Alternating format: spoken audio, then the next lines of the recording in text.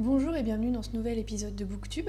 Alors aujourd'hui, je vais vous parler de quelque chose qui est assez, mine de rien, difficile à résumer et assez difficile à commenter, mais il s'agit d'un ovni, d'un roman graphique qu'on m'a offert il y a quelques années, qui a été écrit par une grande autrice et artiste illustratrice américaine qui s'appelle Lynda Barry. Il s'agit de Mes 100 démons. Voilà, vous voyez déjà rien qu'à la couverture, vous voyez la spécificité du contenu. Voilà, et la richesse de l'ensemble visuel. Et ça s'appelle Mes 100 démons. C'est sorti en 2002 aux États-Unis aux éditions Sasquatch Book, je crois. Et c'est sorti en 2012 ici aux éditions Ça et Là, donc qui est une maison d'édition qui a vocation à traduire des BD étrangères pour un public ado-adulte. Voilà, une chouette maison d'édition. Et alors, Mes 100 démons, pour info, Lynda Barry, c'est quelqu'un qui est très très connu aux États-Unis. Voilà, c'est une autrice féministe qui a fait beaucoup de choses, qui a écrit pas mal de romans graphiques, qui est professeure, voilà, elle a fait plein de trucs. Elle est pas mal connue aux États-Unis. Moi, je la connaissais pas avant de lire ça. Et alors, cette BD, c'est une BD autobiographique en partie, où elle s'attaque en partant de souvenirs différents. C'est sous forme de tout petits chapitres qui parlent d'un souvenir du genre les odeurs de la maison ou les cheveux, tout ça. Enfin, les cheveux parce qu'elle est rousse et elle avait apparemment des problèmes capillaires assez intenses. Voilà, donc du coup elle en parle de façon assez drôle.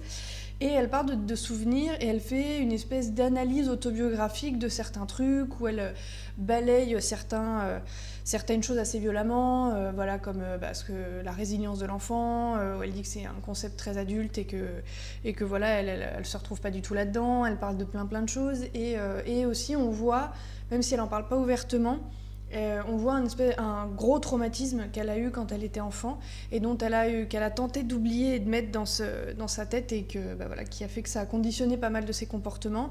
Donc son rapport avec la drogue, qu'elle a testé super tôt, une mère complètement névrosée qui passait son temps à lui hurler dessus.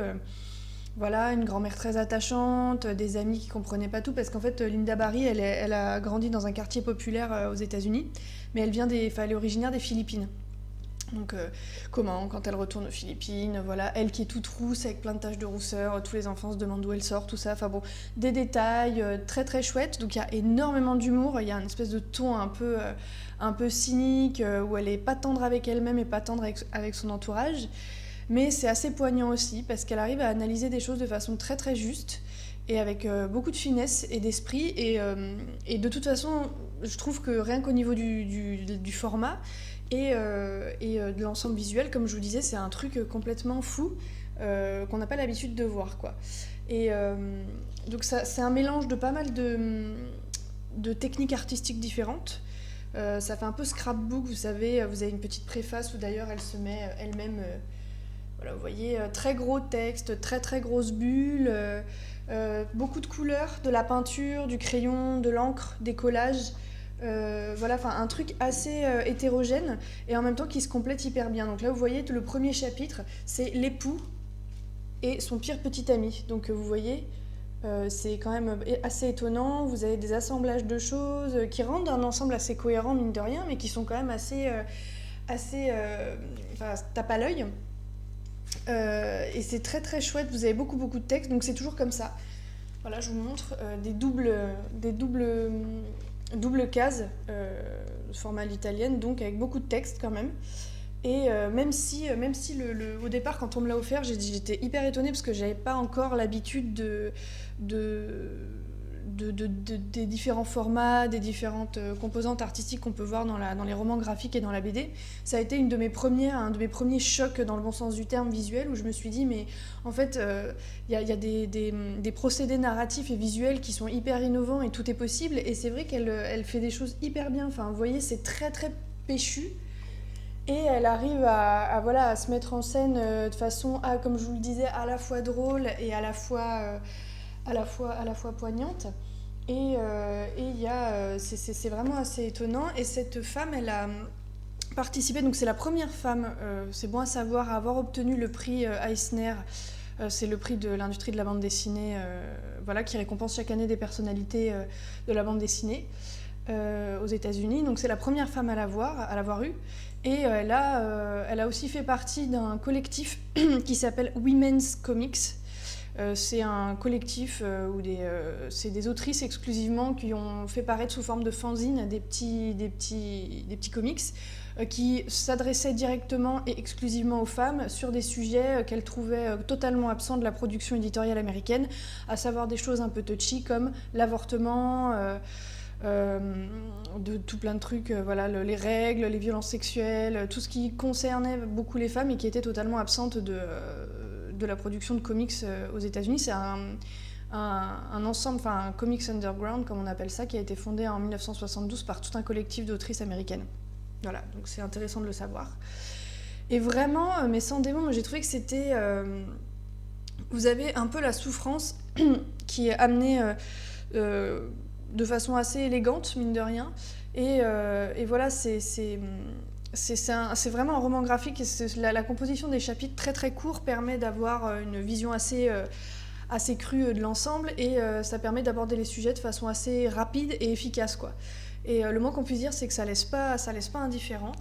Et il y a un vrai travail de création autour de ça. Ça a été encensé par la critique en disant que bon, parfois, dans les récits autobiographiques, il y avait une certaine... moi, notamment, c'est ce que je trouve, c'est souvent assez plat, c'est souvent, que ça soit en BD ou en roman d'ailleurs, enfin pas en BD ou d'autres supports, c'est souvent assez monotone. Moi, j'ai beaucoup de mal, en général, avec les autofictions, les autobiographies. Et voilà, et en fait là ce qui est bien c'est que ça mêle travail créatif intense dans un petit format qui est assez facile de prise en main, un ensemble visuel qui attire l'œil et qui permet aussi d'accompagner le texte assez efficacement. Et aussi il y a vraiment ce travail d'analyse où elle dit des choses vraiment très justes, où elle dit elle a essayé les drogues, elle a essayé de faire des trucs, elle parle des comportements autodestructeurs, de pourquoi on y revient, pourquoi elle y est revenue. Et même si elle parle vraiment, elle l'explique dans sa petite préface au début, où elle parle d'elle-même, elle nous invite à tous à aller essayer de dessiner nos 100 démons, comme elle dit, et essayer de comprendre un petit peu la nature de ces comportements qui ont été, si ce n'est problématiques, qui ont été un petit peu compliqués quand elle était plus jeune. Parce que là, quand elle écrit ce bouquin, elle a la quarantaine passée. Voilà, donc c'est un roman graphique qui a fait partie de la sélection officielle du Festival d'Angoulême en 2015. Et voilà, elle était... Moi, avant d'avoir ce bouquin, j'en avais jamais entendu parler, mais je trouvais que c'était quand même important de la mettre en avant parce que, notamment, vu tout ce qu'on a entendu ces dernières années sur le fait que s'il y avait beaucoup d'hommes au Festival d'Angoulême, c'était parce qu'il n'y avait pas de femmes qui faisaient de la BD, ou il y en avait moins. Donc après entendre des horreurs pareilles, c'est bien aussi de mettre en avant des femmes qui sont aussi talentueuses et qui ont un sens de l'analyse aussi fin et aigu. Ne vous faites pas... si jamais le format, les couleurs ou d'apparence, ça vous rebute un peu, ne vous laissez pas, passez pas à côté, essayez quand même d'insister. C'est tout un truc auquel il faut que l'œil s'habitue, mais une fois que vous êtes dedans, ça va vraiment parler des difficultés psychologiques de l'enfance, de comment on se remet d'un traumatisme, de pourquoi on peut pas vivre si on oublie, mais on peut pas vivre si on n'oublie pas non plus. Enfin voilà, il y a tout un truc hyper intéressant. Voilà, et elle bafoue pas mal d'idées préconçues sur la psychologie de l'enfance notamment. Et c'est vraiment très très chouette.